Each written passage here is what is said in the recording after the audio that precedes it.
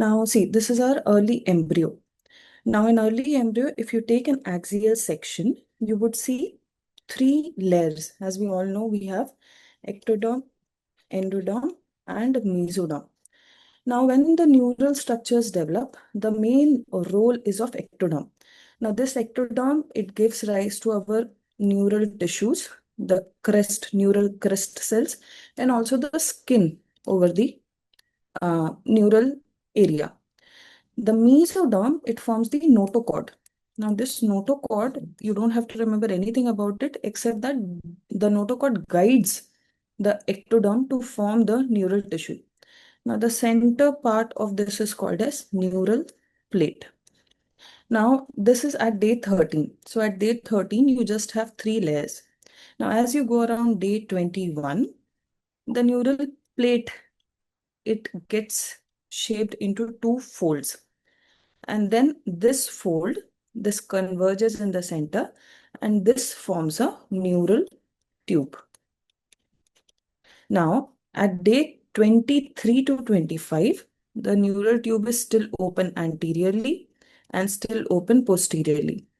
The anterior neuropore or the opening, it closes at day 25, and the posterior neuropore, it closes at day 28. Now, these numbers are very important. Why? Because day 25 insult leads to cranial defects. Day 28 insult leads to caudal defects.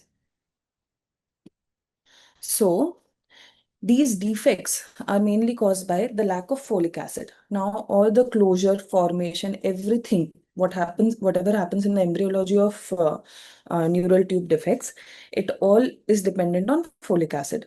So, how much folic acid do we give? In a low risk pregnancy, 400 to 600 microgram per day is enough for these events to take place. But in high risk pregnancy, for example, previous NTD, diabetes, epilepsy, obesity, we give 4 to 5 milligram preconception. Why preconception? Because as I told you, day 25 and day 28, that is not even a month. So if at all a lady gets pregnant, she'll do a UPT only after day 30, most likely. And till that time, the neurulation has already begun and over also. So if at all there is a high risk pregnancy or even if a low risk pregnancy, preconceptional folic acid becomes mandatory. So neural tube closure takes place from 26 to 28 day. Therefore, preconceptional folic acid will always be beneficial. All right. Now, what happens when the embryology fails or the normal embryology does not take place? So just a second. Okay. So abnormal neural tube closure, it has already occurred from day 21 to 28. Now the causes can be either genetic factors or environmental or maternal factors. Now, genetic factors, there are some genes which can inhibit the metabolism of folic acid.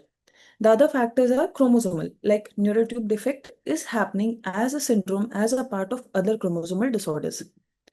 What are the genes? If at all there is a mutation in MTHFR gene, MTRR gene, SHMT1 gene, all of these genes are responsible for folic acid metabolism. And chromosomal, most commonly we see in trisomy 18 and 13. Now, environmental or maternal factors such as nutrition, she's not taking enough.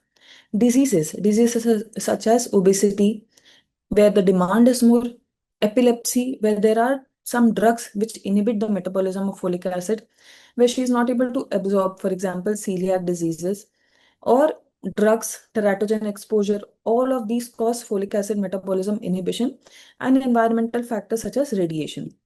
So, GDM, obesity, celiac disease, even thalassemia can lead to folic acid deficiencies. And drugs such as valproate, carbamazepine, methotrexate, trimethoprim, all of them can inhibit folic acid metabolism. So the most important thing is folic acid in all of these.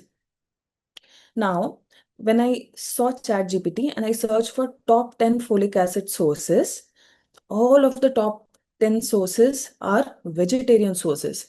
But these sources are such vegetarian that people hardly consume it in their day-to-day lifestyle. And folic acid is something which has a recommended daily RDA, recommended daily allowance. So that much at least we should take. Now, lentils, chickpeas, spinach, amaranth, all these things are not consumed on a daily basis. After this comes your non-vegetarian sources such as egg, fish, liver, all these comes secondary to the top 10. So if at all your patient is vegetarian and she has come to a preconception, maybe asking her to consume these things in small quantity but daily would be beneficial.